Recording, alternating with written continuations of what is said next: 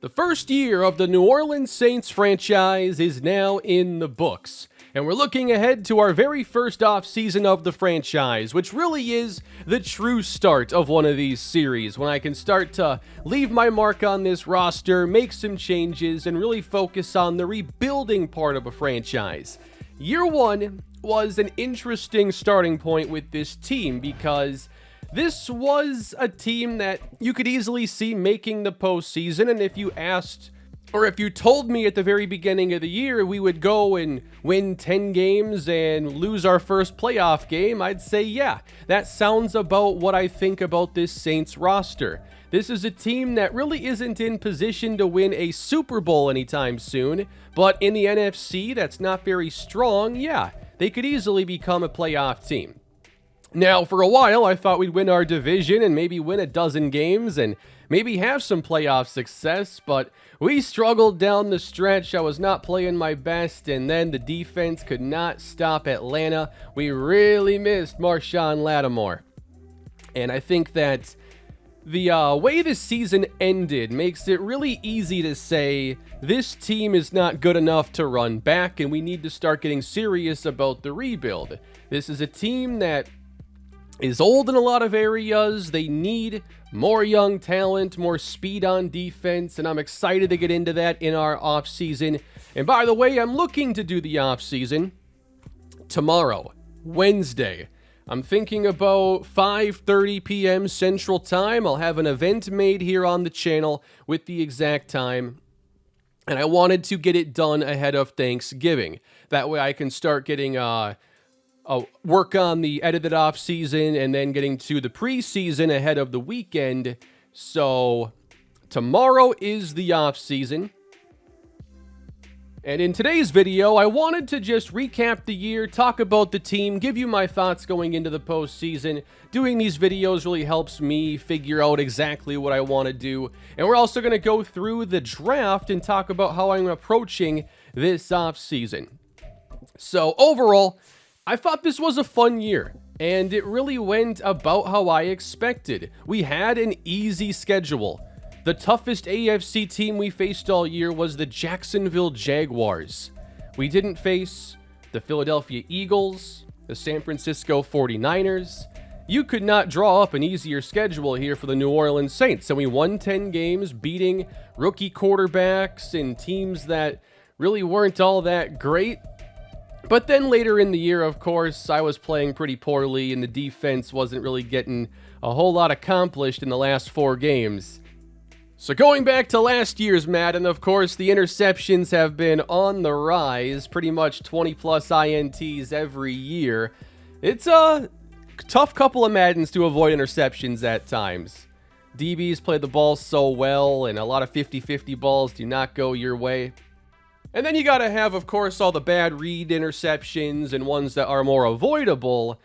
There's at least a few of those in there that I'm just gonna purely blame on Carr's accuracy or things in the game. But, you know, we put up a lot of yards this year, and I think that what I did in the Titans franchise, really using Trayvon Randolph a lot, I think a lot of that carried over into this year to really highlight Chris Olave and make him a superstar receiver. I'm expecting today, when we simulate to the Super Bowl, he gets a boost in development. We'll see how far that goes. But Chris Olave is obviously one of the best receivers in our franchise, and he put together an 1,800-yard season with 10 touchdowns, 102 receptions. Things worked well when we utilized him. Want to go back to the run game here. Alvin Kamara had a late start to the year, but really came on strong for us, and I don't think I've really had a chance to use a back quite like Kamara in my series, a really good pass catcher, and that was a high priority for me to get better at using the backs in the passing game, and I think I did an alright job of that. 69 catches, 461 yards, and 2 touchdowns, along with his first career 1,000 yards season. He made a big difference as opposed to Jamal Williams, and we ended up trading him away. And then Kendre Miller, I felt he did a pretty good job late in the year when he got some touches. I think that he's going to be a part of this backfield's future, but he's not really a polished pass catcher. And now that I've gotten used to Kamara, and even in my UTSA dynasty, the way I use Curtis Mills in that series, using the backs in the passing game is becoming more of what I want to do.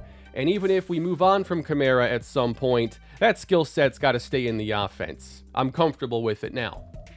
So, going to the pass catchers, obviously Olave was excellent. We used him a ton on deep overs in the play action game. Those dig routes were always getting spammed. Outside of him, there was Michael Thomas, who put together a strong season. 972 yards at age 30. He can still get it done. Jawan Johnson, I felt like the games where we highlighted him, we ended up doing really well.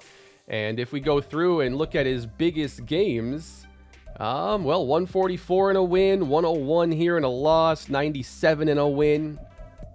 I just felt like the offense flowed better when Johnson stayed a part of it. I was also impressed at times with A.T. Perry, and I feel like he could possibly be a replacement for Michael Thomas, but he's got a long way to go. I think he's got that big slot skill set, and with lower release, he's going to have to develop before he's really an effective outside receiver. His role was never really all that consistent. He was like our fourth receiver, so his playing time kind of fluctuated. And then there's Rashid Shaheed, who I think was very underutilized this year. I had to do some more manual substitutions to get him into spots in those last two games, and against the Falcons, he did a really good job. I wish that we had done a little bit more. I know it's 3 catches, but 2 of those were big touchdowns on big vertical plays. But I think early in the year we were using him too much in traffic, and he couldn't hold on to the football, so he lost a lot of playing time there. Then we had Foster Moreau play sparingly, Taysom Hill played a couple different roles, and Traquan Smith had one really awesome game. Along the offensive line, I think our tackle situation was pretty good. I was actually really happy with Trevor Penning. In my Titans franchise, he was a liability. In this series, I felt like he got better over the course of the year.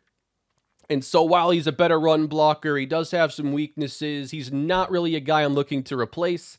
And we don't have money to begin with or a lot of picks. So like a Trevor Penning mid-level player here, that's not the type of player you're trying to replace in the situation that we find ourselves in. But I think the interior, especially late in the year, I mean, everybody's going to struggle against like Dexter Lawrence, Aaron Donald, those elite interior players, but we didn't stand a chance. And then defensively, I felt like it was a pretty good defense overall. We were lacking maybe that like one premier pass rusher that you could count on, but I thought that a lot of guys contributed. I think we ranked pretty well when it came to overall team sacks, and Brian Bresee did have some splash moments in there. I'd like to see him do a little bit better against the run, but for year one, him to get 8 sacks, I'm really happy with that.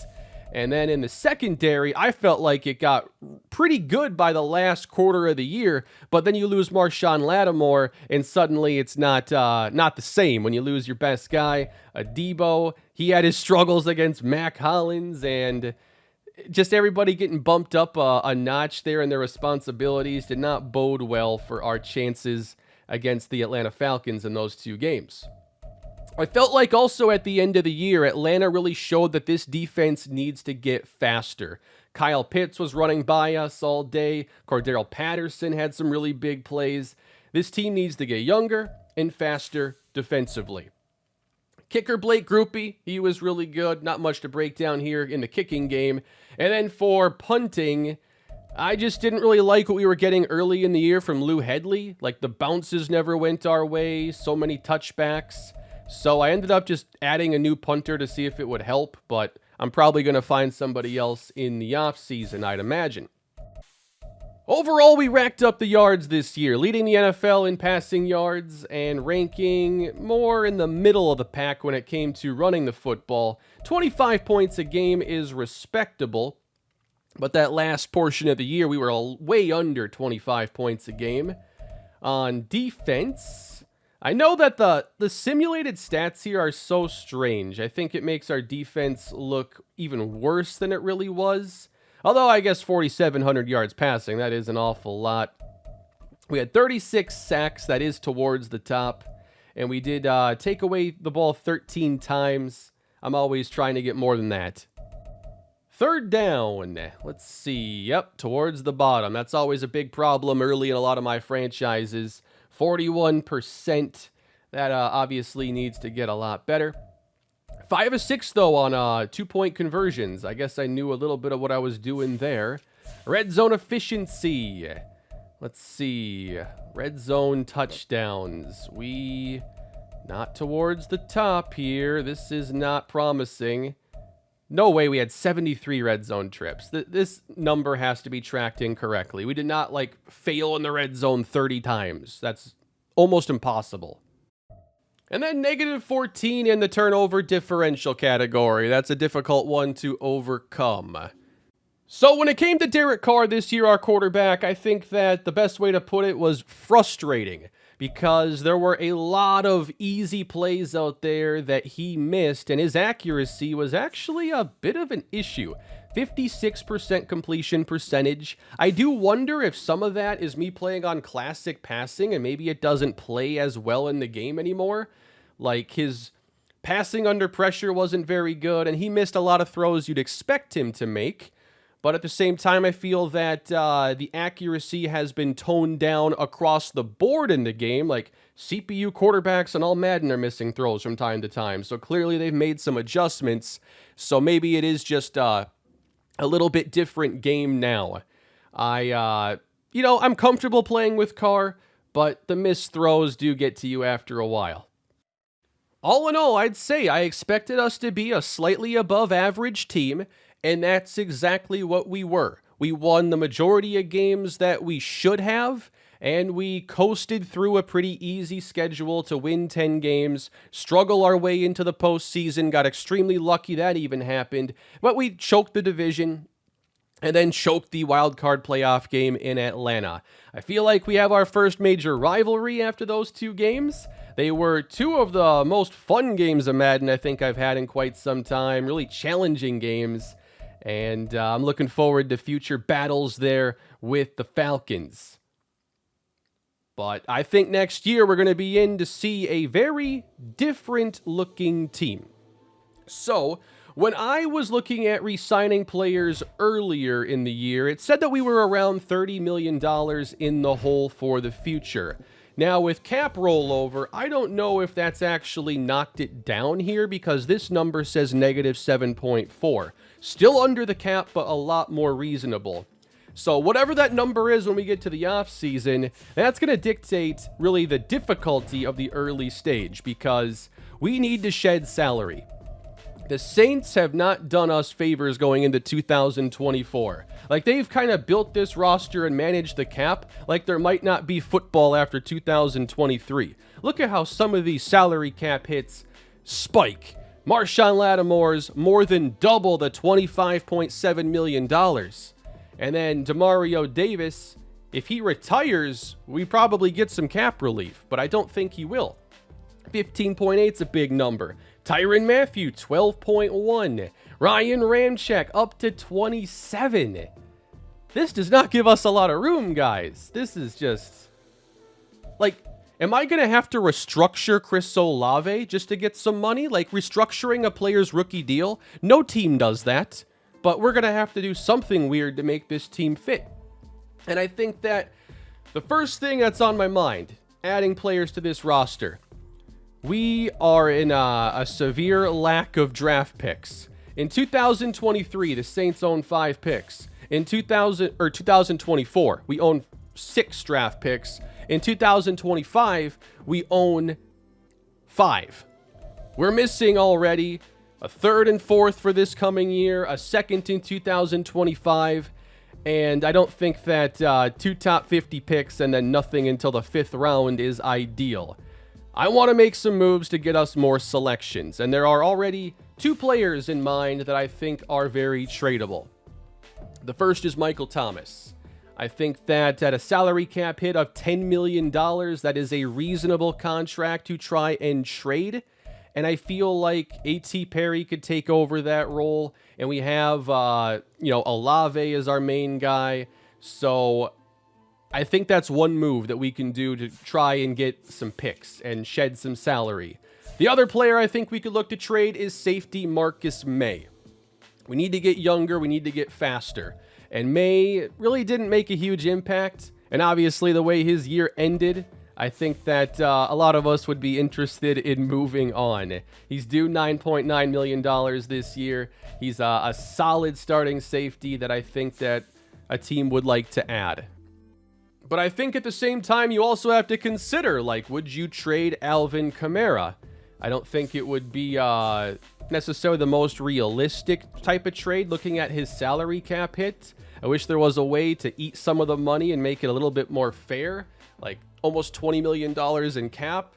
Like, good teams don't have $20 million set aside for running backs like that. Outside of those guys, though, I think Ryan Ramczyk, but I want to keep him on the team. I can't imagine having to replace him this offseason. Demario Davis, I think we have to consider even trading him, although there's not much on this team at linebacker. I do like Pete Werner. So we're going to have some challenges. Or the Honey Badger. I mean, I like Tyrann Mathieu. He's one of my favorite safeties in the league. He has been since before he was in the league, man. I wanted the Vikings to draft him so bad coming out of LSU. But he's another guy we should probably consider trading if it makes sense. So I'm going to get us to the Super Bowl here and start to see how the playoff picture unfolds. And it's going to be a Bengals-Cowboys Super Bowl. The Falcons ended up losing in the second round to the New York Giants. Cowboys upset the San Francisco 49ers. And then Cowboys beat the Giants to clinch their spot, while the Bengals had to beat their rivals in Baltimore, and then Josh Allen and the Bills before moving on to the AFC Championship game, winning another one by multiple scores against Cleveland. Cowboys are totally going to win this, right? Of course, it's Madden. Even though I fired Mike McCarthy, or I retired him, I changed their scheme. I couldn't stop the Cowboys from still putting up the typical Cowboys Madden sim experience. Here is the Pro Bowl. Desmond Ridder made it, probably because he had such a good Week 18 against us. Chris Olave is the number one receiver in the NFC here in the Pro Bowl. Kyle Pitts is the top tight end. Along the offensive line, Ryan Ramczyk does get in. And anybody else on the defensive side? It doesn't look like it. Blake Grupe is a Pro Bowler. So just a few here for our Saints in year one. One thing I've done as well. So typically when I'm playing my franchises, I'm not updating my game whenever there is a new update. Like, I'll update when I'm ready. I have updated my game now because there are some things that have been added into the game that I really wanted to have. For one, I believe there was a big draft class fix. There was an issue with player body types in the draft classes, but also in the most recent update, they addressed franchise tag logic for the CPU. And then also, as you play in franchise, every year the salary cap goes up because it does in real life. However, player contracts weren't reflecting that inflation. So you'd end up just always having a ton of cap space in the future, and that's a pretty significant update. So now as the salary cap scales, player salary demands should scale with it, which means that the financial part of the game gets a lot more interesting. So my game is fully up to date now, and I'm looking forward to the offseason as a result. But we've reached the Super Bowl week, which is where you start to get dev trait changes.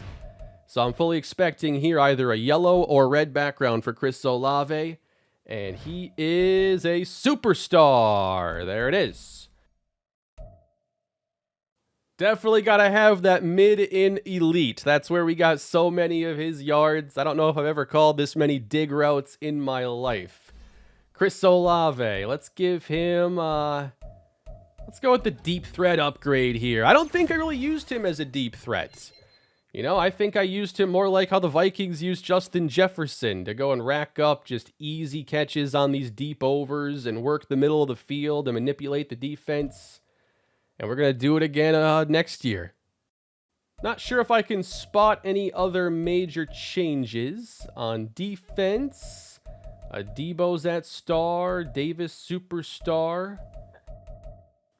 I'm not sure if I ever really covered the league leaders in depth, so let me do that here. Derek Carr did lead the NFL in passing yards. The sim stats are a little bit off here, so there's not much competition at the very top. But Trevor Lawrence led the NFL in passing touchdowns, and here are all the quarterbacks that threw 30+. Josh Dobbs, shout out to him for making sure I didn't lead the league in interceptions this time around. Appreciate that. And in the running game, Derrick Henry grabs another rushing title, topping Saquon Barkley by just 5 yards. A lot of breakout running back numbers here. And then for touchdowns, it's Saquon Barkley receiving. It wasn't a triple crown here. Van Jefferson had the most catches randomly.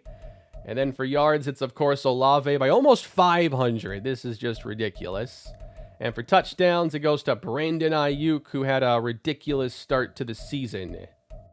On defense, sack leader Max Crosby, 17.5 to lead the AFC. 5 interceptions for Pat Surtain, Jordan Whitehead, and Marlon Humphrey. And I forgot to do the NFC over here. They still don't sort the stats properly when you go by the full league. Aaron Donald actually leads the league in sacks, 18.5. Calais Campbell, 17, one of my favorites. Budda Baker, 5 INTs, led the NFC. The league MVP was Patrick Mahomes, Doug Peterson, Coach of the Year of the Jaguars. And for the yearly awards, Saquon Barkley topped Chris Olave for Offensive Player of the Year. And for defense, it goes to Aaron Donald. Jaden Reed is named Rookie of the Year for the Green Bay Packers. Byron Young takes it defensively. Brian Bresee ends up in second place. So obviously, Olave was the star of the team this year. We've got to do our best to put a little bit more around him going forward. In the AFC, Patrick Mahomes gets more trophies because he doesn't have enough. Max Crosby is Defensive Player of the Year. Anthony Richardson takes home Offensive Rookie of the Year. Will Anderson on defense. More awards for Mahomes. And nothing out of the ordinary here. One thing, too, that might impact next year is that we finished in second place in the division, which means next year we're going to have a second place schedule instead of a first place schedule. So there's a chance we end up avoiding some of the more elite AFC teams all over again. Although I'm not sure what division we'll face next year. Every year it rotates, and then I think you get a spot against another out-of-conference team based on division standings the year prior. So a second place schedule for us next year might actually be favorable if the roster is downgraded a bit. So oftentimes here I just let the Super Bowl wait till the off season. I'm actually going to simulate past Super Bowl week here right now. I actually want to see our cap space situation so I can think about it for a day. Everybody is absolutely shocked as the Dallas Cowboys win a Madden Super Bowl. 31-17. We're also going to be checking on retirements here right now. This could shake things up. We have an old roster. And as we check this out, Case Keenum, Jerry Hughes, Harrison Smith. I got a signed helmet of his sitting behind me. The New Orleans Saints already had one player retire in Cameron Jordan.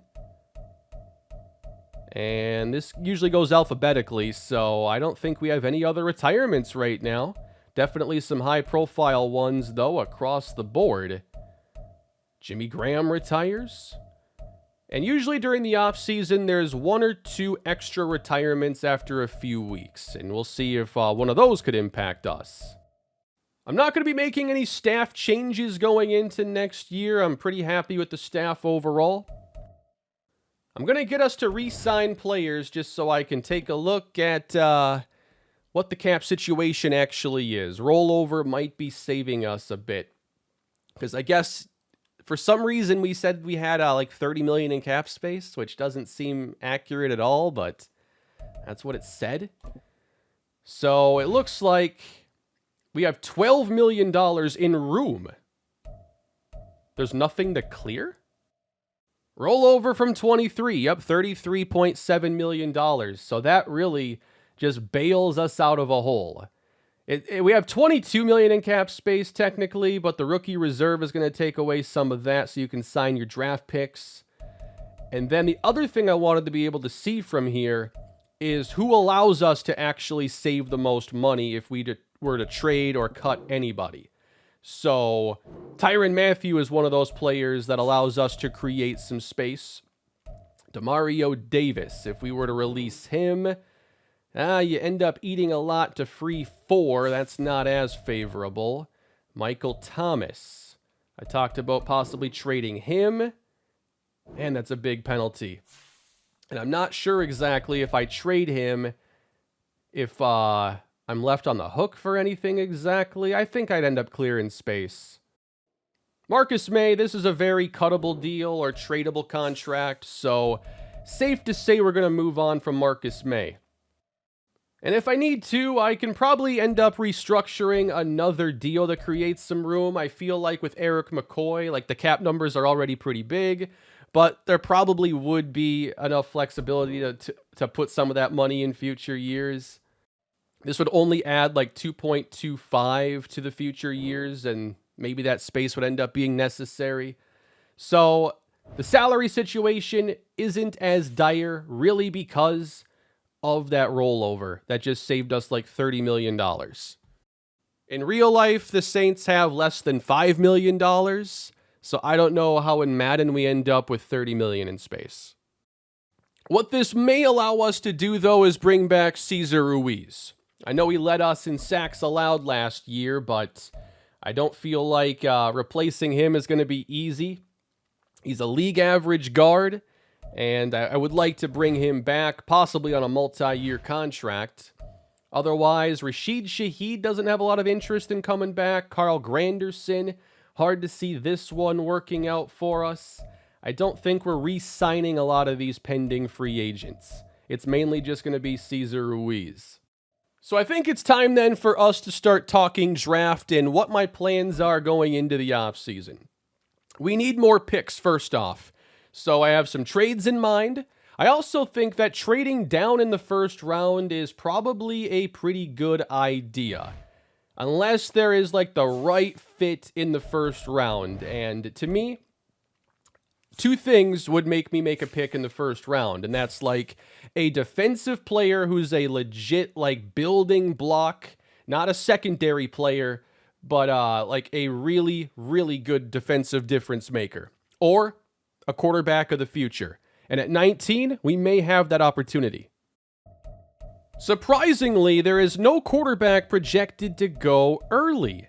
They project that we will take the first quarterback at 19. Does it make sense here to think about Chad Watkins if he is available?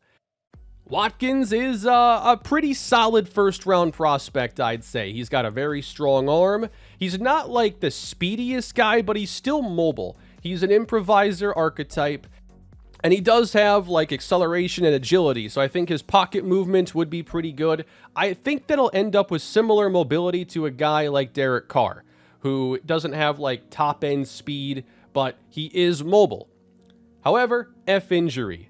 That is a little bit of a concern for me. And if I were to consider taking Watkins in the first round, I would need to scout him a little bit more, because if his under pressure comes in towards a C and the deep accuracy is perhaps even a C, I'm a lot less interested in an injury-prone project.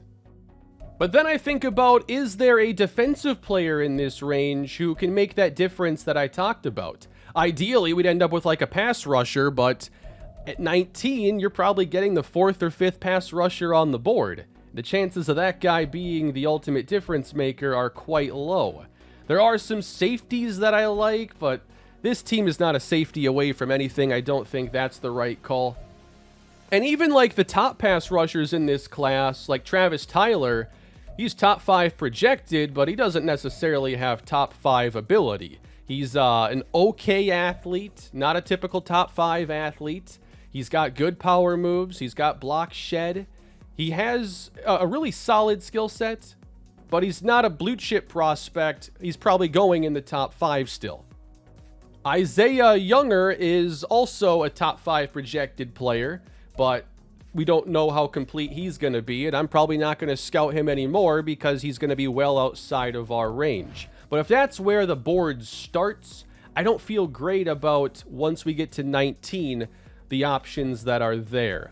I feel like this could play into a trade down spot for us to acquire some more mid-round picks or even picks in 2024. The other part too is, the timeline at quarterback, because Derek Carr is under contract for a while, and I feel like although he's not our long-term answer, he can distribute the ball and help us develop some of these pass catchers, especially if we get younger. And is this coming off season the best time to add a quarterback? I'm just not really sure that's the case. I think 2025 is a little bit better timetable. Like right now, I kind of want to rebuild the core of the team. And unless there was a slam dunk quarterback, I'm not sure Watkins is quite the guy we need to hitch our future to. I'm not a fan of this quarterback class. Matt Stalker is just a backup, and then Darnell Greenwood is my QB2 on the board right now, but I'm not convinced he has starting upside. I think that he's got solid backup upside, possibly more depending on where the accuracies with him land. At the running back position, there are some guys that I like, but it's hard to see me spending picks on it when we are in need of retooling this roster. I just can't spend an early pick there. And any running back that I draft this year, if I do take one, I think they need to have some receiving skill. I like Doug Wallace. He's projected to go in the 3rd or 4th round. We don't have a 3rd or 4th round pick, but I think he'd be a good fit for the future, but maybe it's not the right time. I'm interested in moving off of Michael Thomas, and that would mean we could then look to add a receiver at some point. There aren't a lot of receivers on the board for me. I wasn't really a huge fan of this receiver class overall. It's a class that has a lot of size, not a lot of breakaway athleticism. So I look at A.T. Perry against a lot of these guys and I say, let me just develop A.T. Perry for a while. DJ Morant probably goes towards where we pick in the 1st round. A 1st round receiver is something we could consider, but it's not my favorite option to approach the offseason. With our most premium stuff, I wanted to try getting the defense more on track because of how old they are, and there isn't that young cornerstone player yet to build around. You got 30-year-old safeties, a 34-year-old linebacker, Cam Jordan retired. I want a defensive player. We might have to replace Rashid Shaheed, so a late deep threat like Jacoby Pearman could make a lot of sense. And he's got spectacular catch ability, deep route running, one of the best athletes it looks like. So he's going to be a day 3 favorite of mine, I imagine. And if we end up moving back in the 1st round, and maybe not even picking in the 1st round at all, then maybe a guy like Richard Keys then becomes an option. We have decent speed with him. He's strong, has good size, runs good routes. He might be a more fitting Michael Thomas replacement with a little more well-rounded skill set than A.T. Perry. But receiver wasn't a spot where I got a lot of extra information this year with scouting. I have 75% on Kentrell Samuel out of USC. He has release, catch in traffic. He's 6'3", 227, and one of the better athletes at the position. So I think that he is probably a solid, 1st round option. And then the tight end position, I have a few guys here I'm excited about. Kirk McKee out of Notre Dame, one of the top tight end factories in college football. McKee probably goes mid-first round, first tight end off the board, and I think in a more average year, he'd be on my radar. But it's hard in our position to consider a first-round tight end. Here's the other tight end factory, Iowa. Like Notre Dame and Iowa could just produce all the tight ends in the NFL, and I think teams would be better off. Elton Daniels. He looks to be a great athlete at the same time. Good blocker. He can stretch the field a little bit. So I like Juwan Johnson. I still consider taking a tight end, though, at some point, just because the class has really good options. Sebastian Murphy here out of Michigan. Another good athletic prospect who has the ability to stretch the field, but the blocking on him might not be quite as strong. For the offensive line, I feel like addressing the interior would be nice. Maybe finding a guard. And I think I have a couple options here projected to go. Here is Luke Rowe out of Oklahoma. Projected 3rd to 4th rounder. But with his athleticism, I think he's easily one of those guys that comes in with hidden development. He has good pass blocking. I think that he's more of a 1st or 2nd round talent, so he'll be a target. I don't have a lot of interior linemen that I like, so at least there's one that I'd be willing to overdraft a little bit because of his upside. And then Daniel Whittington, also seeing good run block finesse, possibly good pass block finesse. Might want to scout him a little bit further so I can have more options for this interior line spot. But the way they've handled the draft classes the last couple Maddens, these mid-round guards are easily startable on day 1. And then Colt Silverman here at center. There are some awful good ranges with his skills, and combine that with his athleticism, I'd take a chance on him. But what can we do to make this defense younger, faster, and better set for the future? I feel like I need to find a pass rusher, especially after losing Cam Jordan now to retirement. I have a lot of run stoppers here on the board. How many guys project to be really good pass rushers, but could also go, where we select? Keenan Goodwin here, 1st rounder out of Tennessee. We know he's got B finesse moves. His power doesn't look as strong, but he is a really good athlete, a 1st round athlete. And if I can get a little more scouting on him, and that goes well, he could be an option at 19.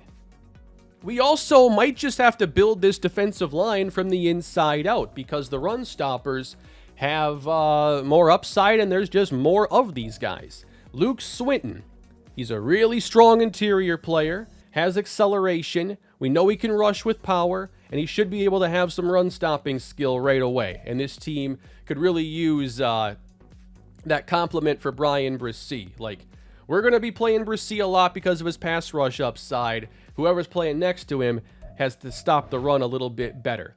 And we have a lot of options there. It's kind of stacked towards the top of the draft. I feel good about one of these guys maybe falling through into the 2nd round, which is again why I feel pretty good about trading down from 19 and still managing to get something, maybe even top of the 2nd round. Sometimes the better pass rushers are listed at outside linebacker. Here is Quincy Cummings, who actually comes in a little bit lower talent than his projection, but he's got strength, speed, and the ability to stop the run. Another injury-prone player, A power move, C finesse. I still think there's a pretty high ceiling with him. And then James Bolden, one of our best finds so far. I was trying to find pass rushers, but we find a really good run stopper who has round 1 talent. Now, I don't trust for one bit zone coverage at outside linebacker, especially if it's a B. That's going to be like a 65. However, hit power, block shed, awareness, pursuit, tackling, all check out. And I think that you can develop the coverage over time with those field general upgrades. And round 1 talent is round 1 talent. And he's a really good athlete. So I would be willing to take James Bolden there pretty early. And then Alexander Matthews, another player I like here. He's got run stopping skill. I don't trust the coverage, but I will trust athleticism. And then if there's enough else that is good, I'll buy into a player here. Right outside linebacker, we have Jerry Adams, a pass rusher out of Alabama.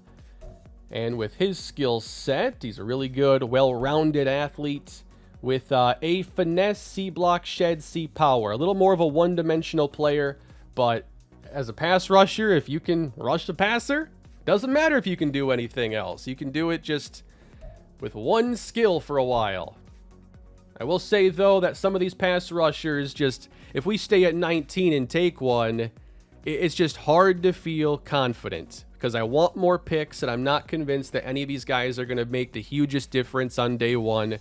Isaiah Foskey didn't have a great rookie season, and we need an edge presence in year 2.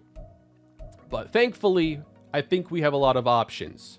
So we're not counting on 1 or 2 guys to be there. We can trade back, and I still feel pretty good. Dalton Irwin, he'll rush with power and stop the run a little bit. So I'm really interested in him. And the C finesse, I love that, because you can develop that over time. It's not like a D. He could end up being super well-rounded. Dalton Irwin, definitely one of my favorite targets here. And then I also think that late, a pass coverage specialist at linebacker could make sense. I don't always trust it here at outside linebacker, but 6 foot 225, that's definitely a pass coverage build. He has the archetype and the athleticism. So Tommy Macklin, 4th round maybe, could be there. Inside linebackers, I have a few options here that I like. And then we go out to the secondary, and there are a couple really intriguing options here. I'm prioritizing players that have good press and man cover ability. That's the style of defense I want to play, and it's a style of defense that suits us best right now. So Tommy Tomlinson has ridiculous size at 6'4", 199, and he has the speed to go with it. This is a guy that could turn into a really good cornerback. I might want some more information on him, though, just so that man coverage can check out. But he does have man-to-man archetypes, so it's safe to assume his man coverage is at least a B. Otherwise, his zone archetype would probably be higher. As we go down, there's another player, though, that has even more size. Tyrell Stoudemire, 6'5" corner. How many of those you ever seen in your life? Good to great speed to go with it. He's a day 3 projection with A press, A man, 6'5". I'd take this guy in the 2nd round without blinking. More realistically, I'd probably take him in the 3rd round. And if we move off of our safeties, we gotta get younger, and we probably should look to do that anyway. And I'm prioritizing a lot of hybrid skill sets. The more you can do. Can you play in the slot? Can you play man coverage on a tight end? Because we're going to have to stop Kyle Pitts in this series eventually. Dominic Strickland. I just don't know if we're going to be in a spot to take a safety early enough because we have other things we need to do.